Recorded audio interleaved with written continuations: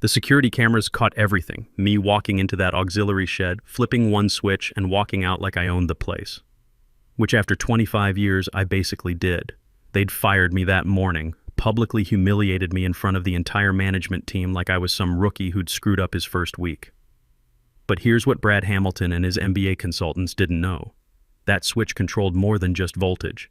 It controlled whether 650 people kept their jobs or went home to tell their families the unemployment line just got longer. And I'd just turned it off.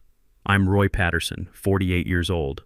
I don't have some fancy title that looks good on LinkedIn, but for a quarter century I've been the chief electrical systems engineer at Atlantic Steelworks in Pennsylvania. This place devours electricity like a starving beast. I'm the reason the lights don't flicker when the blast furnaces fire up. I'm the reason the main transformer didn't explode during that ice storm back in 19. I'm the quiet backbone keeping this operation breathing. The guys on the floor, tough men with welding scars and backs that crack when they stand, they don't call maintenance when something sounds wrong. They call me. They know that if Roy's walking slow with his morning coffee, everything's running smooth. If Roy's running, you better find some concrete and start praying. Atlantic Steel isn't just a building to me.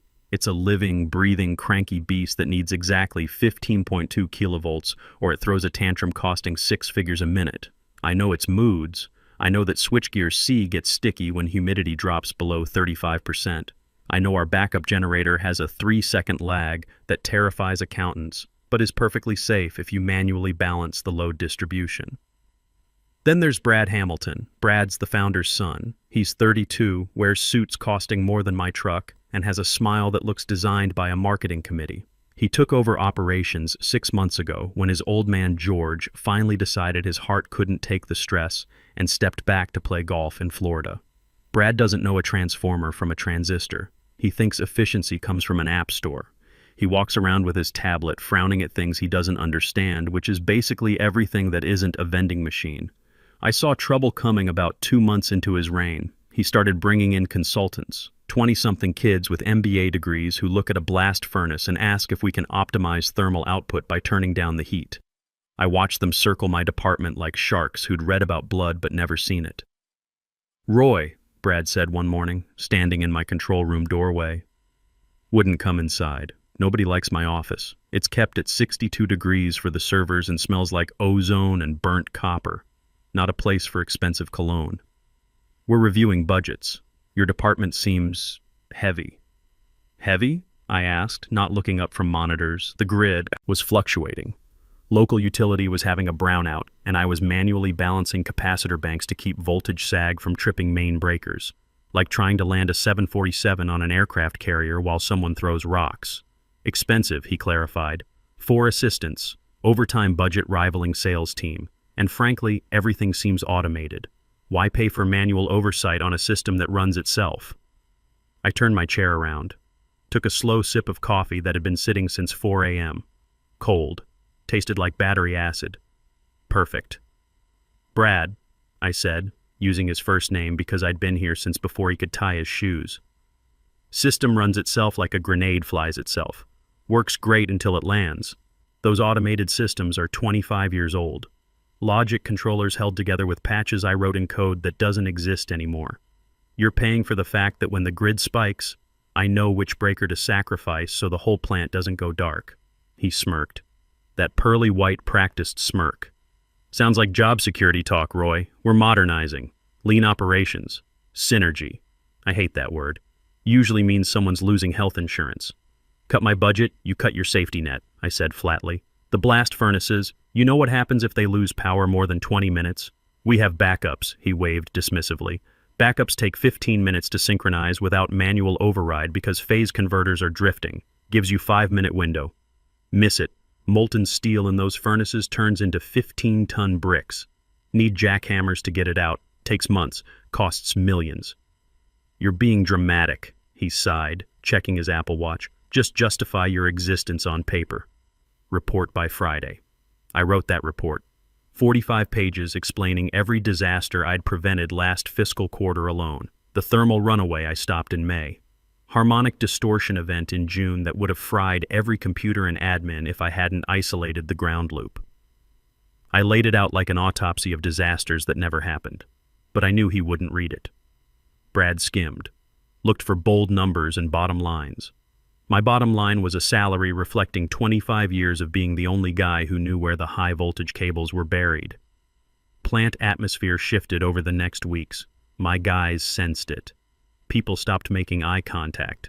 Specific kind of silence falls over a factory when layoffs loom, heavier than machinery.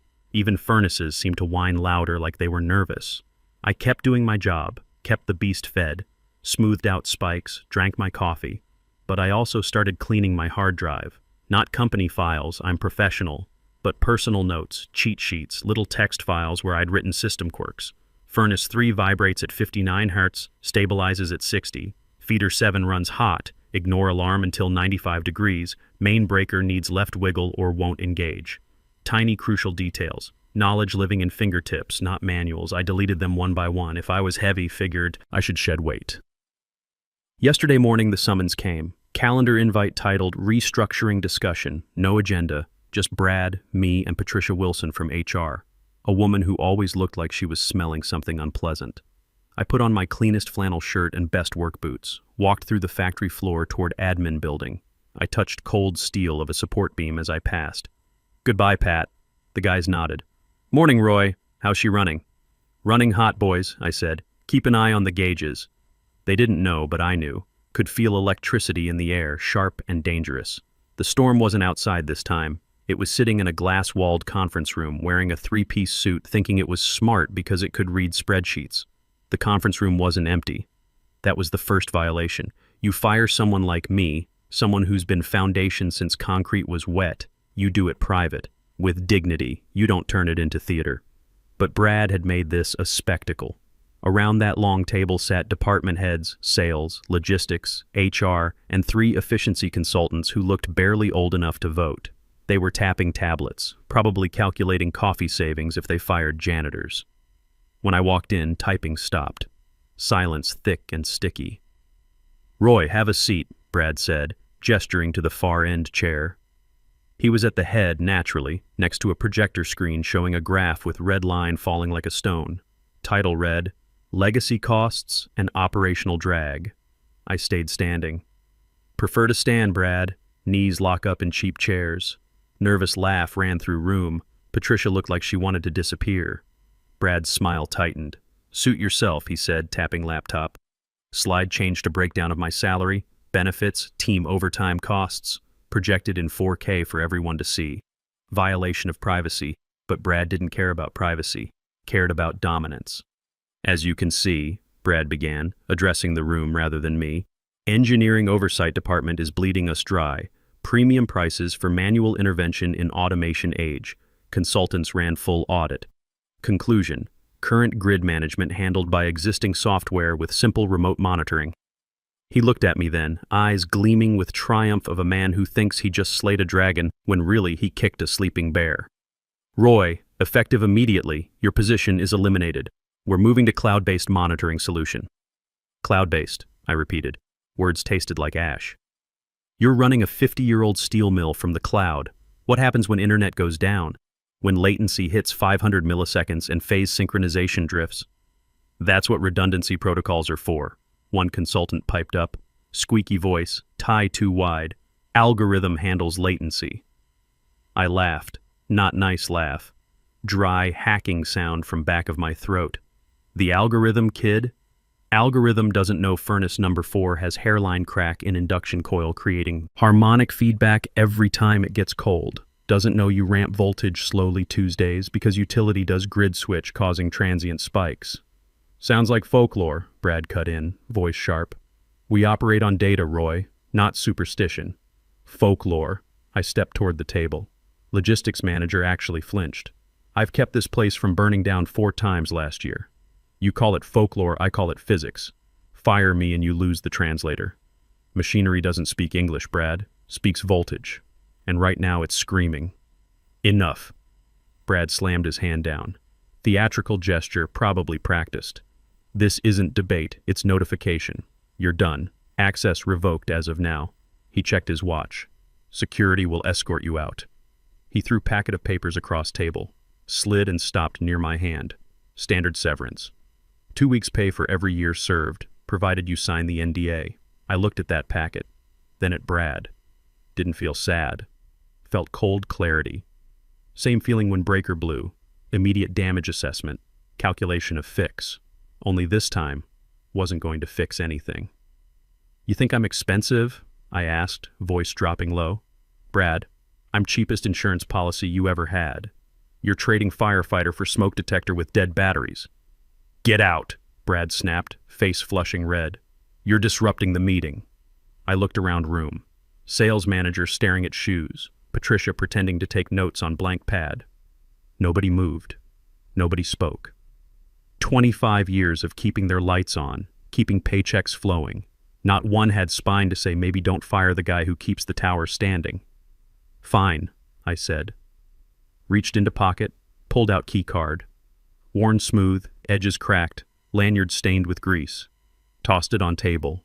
Landed with plastic clack that sounded like gunshot. I'll leave, I said. But let me give you free consulting since you love consultants. The blast furnaces run on buffered power supply. Buffer gets manually calibrated every 4 hours to account for grid drift. I did last calibration at 8 a.m. It's now 11:30. In exactly 30 minutes, drift will exceed safety threshold. Your automated system will try to correct, but can't because sensors on furnace line 3 are fouled with carbon dust. I was going to clean them after lunch. Brad rolled his eyes. We have maintenance crews. We're not helpless. Maintenance crews fix broken gears, I said. Don't touch logic controllers because they're terrified of them. You have 30 minutes, Brad. If that drift isn't corrected, safety interlocks trip. Power to furnaces cuts. 10 minutes after that, you'll have 12 furnaces worth of solid steel statues. That's about $6 million per furnace to repair, plus $78 million in lost production while you jackhammer them out. The room went quiet. Even consultants stopped typing.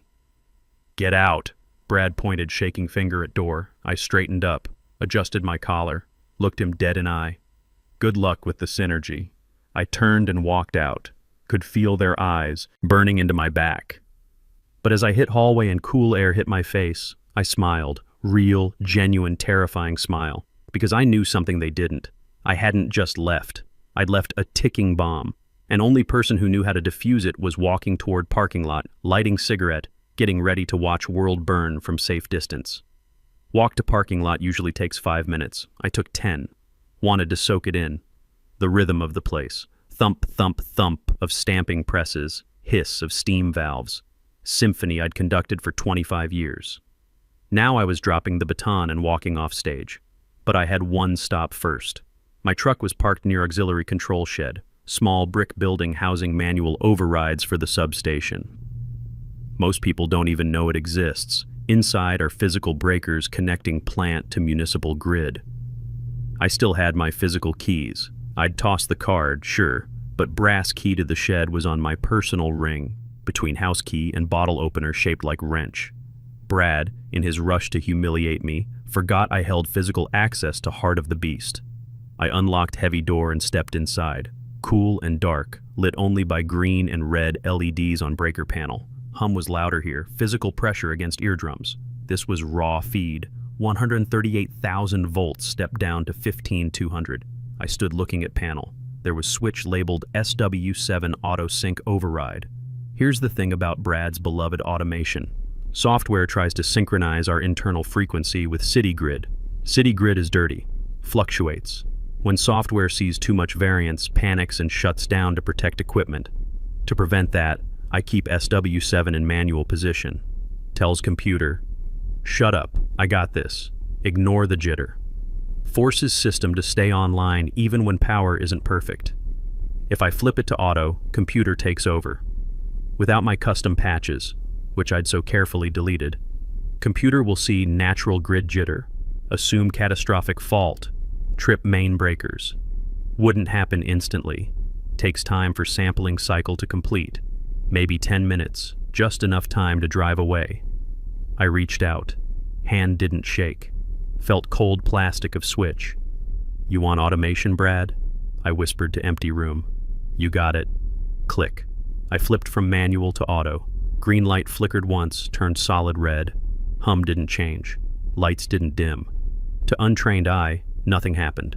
But I knew I'd just lobotomized the system, taken steady handoff wheel and engaged cruise control that didn't know road ended at cliff. I stepped out, locked door, walked to my truck. Older than some interns, with rusted wheel well and bumper sticker saying I am the warranty. Tossed gear bag and passenger seat. As I climbed in, saw Steve Walsh, head of security, doing rounds in golf cart. He waved. Steve's good guy. Brings donuts Fridays. Has no idea his boss just fired only person keeping him safe. Leaving early, Roy? He called, slowing down. Yeah, Steve, I shouted over engine as I cranked it.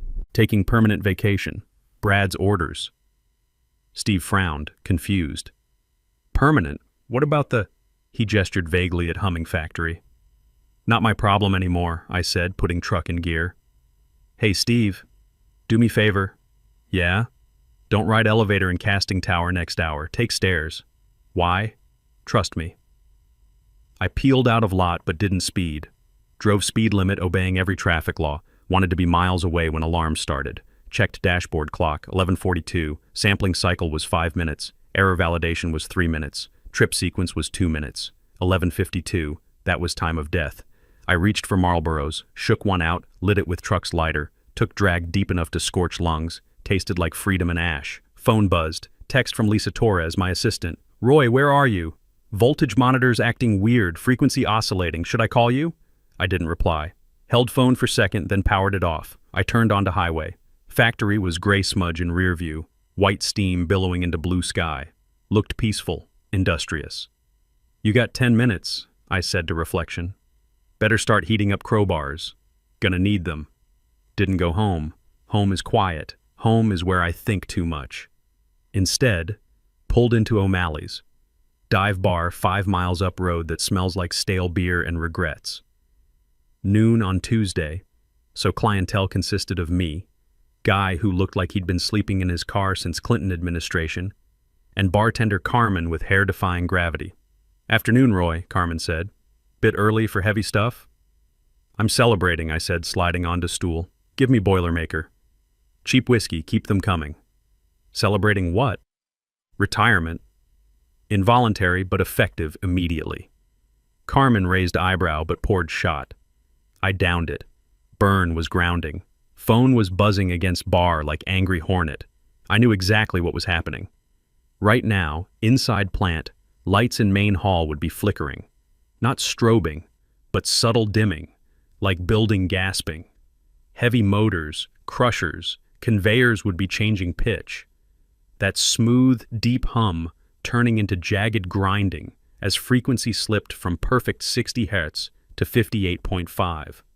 On factory floor guys, Tony Rodriguez, Danny O'Brien, Joey Martinez, would be looking up. They'd feel it in boots.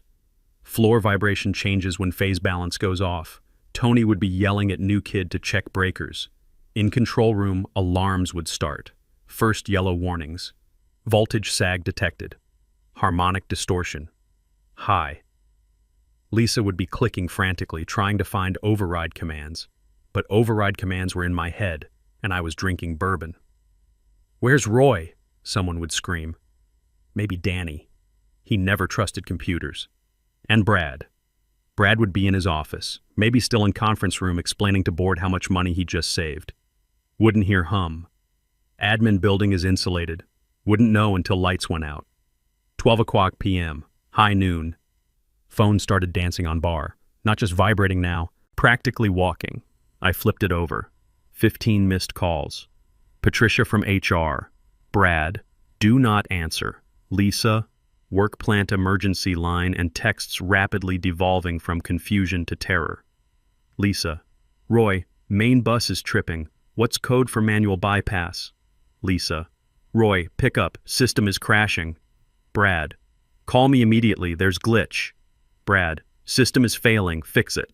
Brad, answer damn phone or I'll sue you. I chuckled. Sue me, I muttered, nursing beer.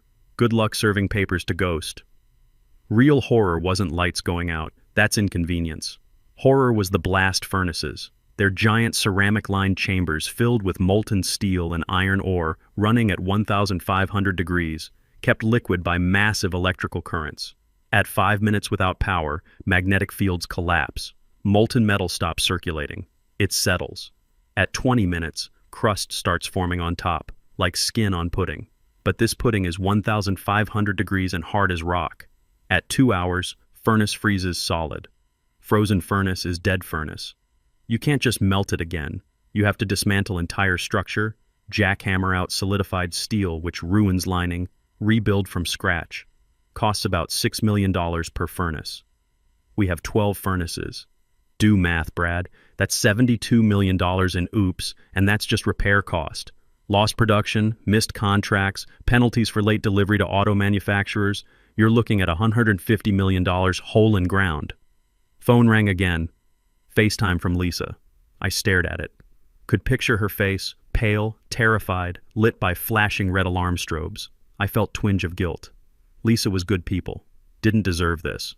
But if I answered now, if I walked her through it, Brad would claim it was minor glitch. He'd spin it, say, see, we handled it, and I'd still be fired. You don't cure infection by treating symptoms. You let fever burn. I let it ring to voicemail. Another round? Carmen asked, eyeing phone. Your boss seems persistent. Ex-boss. Toxic relationship. Only calls when he needs something fixed. Suddenly, TV in corner cut to breaking news. Breaking. Smoke reported at Atlantic Steelworks. Emergency crews responding. Wasn't fire, was emergency venting. When furnaces lose power, carbon monoxide builds up, gets released through safety valves. Looks like black smoke. EPA hates that. Well, I said, raising glass to TV where helicopter footage showed my life's work venting angry black clouds. Looks like synergy just hit fan. At 12:45, black town car screeched into O'Malley's gravel lot. Wasn't Brad. Brad drives Tesla because he thinks it gives him environmental cred. This was Lincoln Continental. Old school, heavy steel. Door opened and George Hamilton stumbled out. He looked like he'd been dragged from golf course. Polo shirt, khakis, face red from more than sun. Didn't look happy. Looked like man who'd just been told his retirement fund was on fire. He burst through door, scanned room, saw me, marched over, smelled of expensive cologne and panic sweat.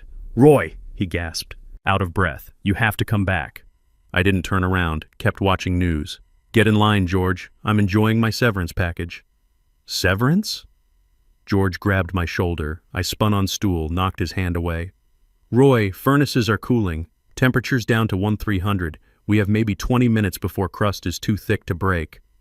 Sounds like management problem. Brad said automation would handle it. Maybe try rebooting cloud. Brad is an idiot, George shouted. Carmen stopped wiping. Drunk guy woke up. We fired him. Suspended him. Whatever you want. Just get in car. You fired him? George, you signed off on budget cuts. Don't pretend this is all Brad. He pulled trigger, but you bought gun. George turned pale. Roy, please, we're talking about company. Jobs, 650 people work here. If those furnaces freeze, we close. Everyone goes home. No pensions, no severance, nothing. Bankruptcy. He knew which button to push. I didn't give damn about shareholders or Brad's inheritance, but the guys, Tony with his 3 kids, Danny who was 2 years from retirement, I wanted in writing, I said. What? Contract. Independent consultant. Triple my old hourly rate. 5-year guarantee. Full operational autonomy. No more suits in my control room. No more efficiency experts. I run grid. Period. Done, George said immediately. I'll write it on napkin if I have to. Electronic signature sent to my personal email. Right now. He fumbled for phone, fingers shaking. Dialed legal department. Draft it. Send it now. I don't care about templates. Just do it. 2 minutes later, it's sent. Check your email. I pulled out phone, turned it on. Screen flooded with notifications but went straight to Gmail. There it was. Consulting agreement, emergency draft. Sloppy, but terms were there. $250 an hour, full authority. One more thing, I said, standing up. Anything. I want Brad to meet me at gate. I want him to escort me to control room. And I want him to apologize, loudly. George looked pained. Roy, we just removed him. Those are my terms. George gritted teeth. Fine. Get in car. The ride back was fast. George drove like maniac, blew through 2 red lights. When we pulled up to main gate, it was chaos. Fire trucks, ambulances, confused workers in parking lot. And there he was. Brad looked like he'd aged 10 years in 2 hours. Tie undone, hair messed up, holding hard hat like shield. I got out of Lincoln, walked to gate. I waited. George nudged Brad. Do it. Brad looked at me, eyes full of hate, but fear was stronger. He walked to keypad, punched code. Gate slid open. "I'm sorry, Roy," he mumbled. "Can't hear you over sound of $150 million melting." "I'm sorry," he screamed, voice cracking. "I was wrong. You were right. Please fix it." I looked at workers behind fence. They were watching. Tony gave me subtle nod. "All right," I said, tossing bag over shoulder. "Let's go save your inheritance." I walked past him. Didn't need to run. I knew exactly how much time I had. Physics doesn't change because people panic. I had 12 minutes before steel hardened past return. Tight, but I'd done more with less. Plant was tomb. That's first thing you notice when factory dies. The noise, that comforting, bone-shaking roar, was gone. Replaced by terrifying hollow silence, broken only by sharp hiss of pneumatic lines bleeding pressure and frantic shouting of men who didn't know what to do with hands. I walked through casting floor. Emergency lights bathed everything in sickly yellow. Saw Tony standing by furnace line 4, holding long steel pike, ready to manually break crust if he had to. Suicide mission if crust breaks wrong. Molten steel can explode outward. "Put pike down, Tony," I called. "I'm not letting you melt your face for minimum wage." Tony saw me. His shoulders dropped 3 inches. "Roy, thank God. Readout says we're at 1,220. Getting slushy. Give me 5 minutes. Don't touch anything." I burst into the control room. It looked like the flight deck of a crashing airliner. Lisa was hunched over the main console, tears streaming down her face, furiously typing commands I knew were being rejected. 2 consultants stood in the corner looking at their phones, useless as screen doors on submarines. "Move," I said. Didn't shout, didn't have to. The authority in my voice cracked like a whip. Lisa practically fell out of the chair. "Roy, it's locked out." Autosync failed and tripped the master breaker. Logic controllers in reboot loop because frequency's unstable. "I know," I said, sliding into the chair. Still warm.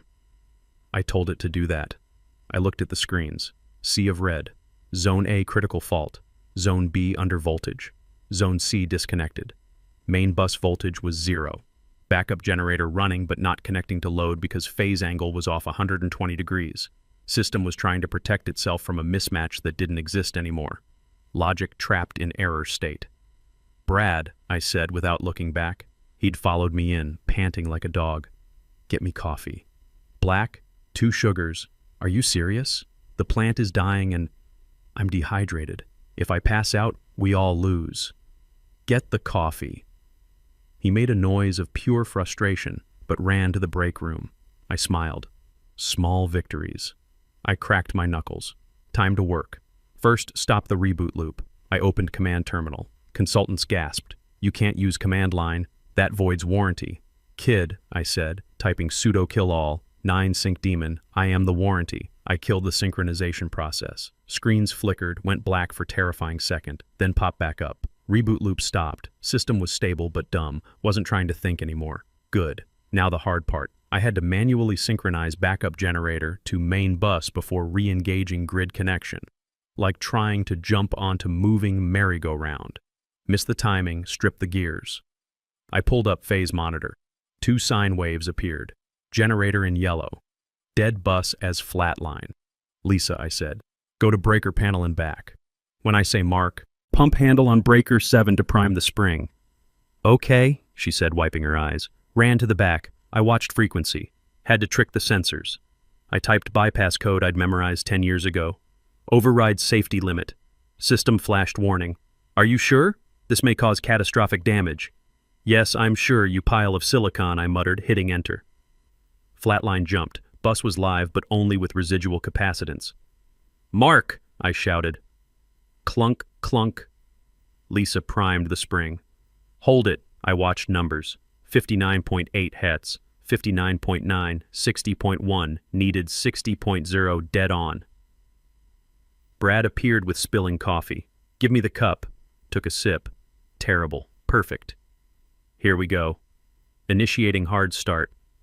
I wasn't just flipping a switch. I was conducting orchestra of high-voltage physics. Had to close breaker at exact millisecond waves aligned. Finger hovering over enter key. Thump, thump. My heart. Or cooling fan. 60.0 Hz. Click.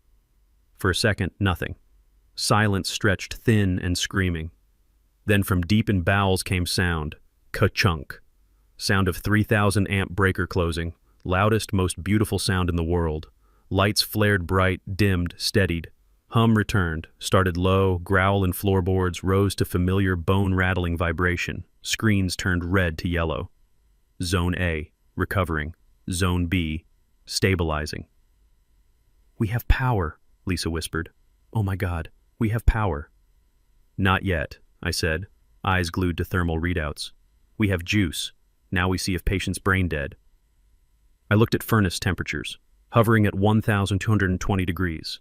Critical freezing point was 1,200, 20 degrees of wiggle room. "Full load," I said, typing furiously. "Dumping everything into heaters. Ignore efficiency warnings. We need heat now."